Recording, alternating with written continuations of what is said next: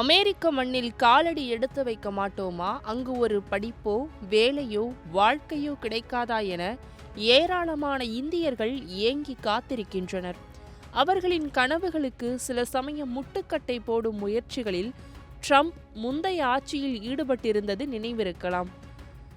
அவர் மீண்டும் அதிபரானால் உலக நாடுகள் பொதுவாக அவர் வருகையை பெருமிதமாக கருதி ராஜ வரவேற்பு கொடுக்கும்.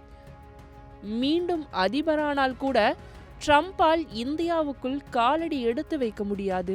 அது ஏன் தெரியுமா? ஹஸ் மணி வழக்கில் குற்றவாளியானதுதான்.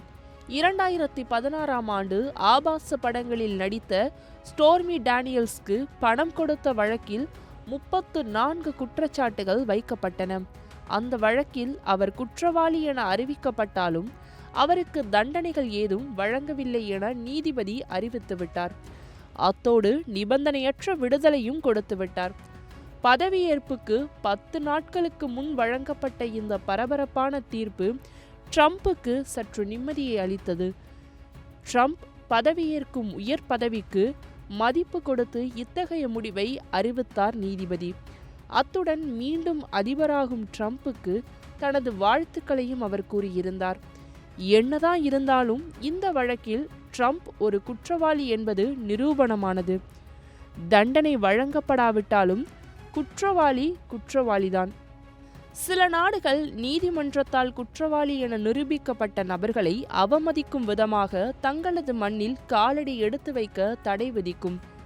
இது அந்தந்த நாடுகளின் அயல்நாட்டு கொள்கை விவகாரத்தில் முக்கியமான ஒரு கருத்து. அந்த கொள்கையை இந்தியாவும் பின்பற்றுகிறது. அப்படி பார்த்தால் அமெரிக்க அதிபராகவே ஆனாலும் ட்ரம்பால் இந்திய மண்ணில் மீண்டும் காலடி எடுத்து வைக்க முடியாது. இந்தியா மட்டுமல்ல, Canada, London, Japan, Brazil, China, Israel, Cambodia, Argentina, Australia, Cuba, Iran, Kenya, New Zealand, தென்னாப்பிரிக்கா, தைவான் ஆகிய நாடுகளிலும் தடை உள்ளது. அவ்வளவு ஏன், அமெரிக்கா கூட அயல்நாட்டு குற்றவாளிகளை தங்கள் நாட்டுக்குள் அனுமதிக்காது என்ற விதியை கொண்டுள்ளது.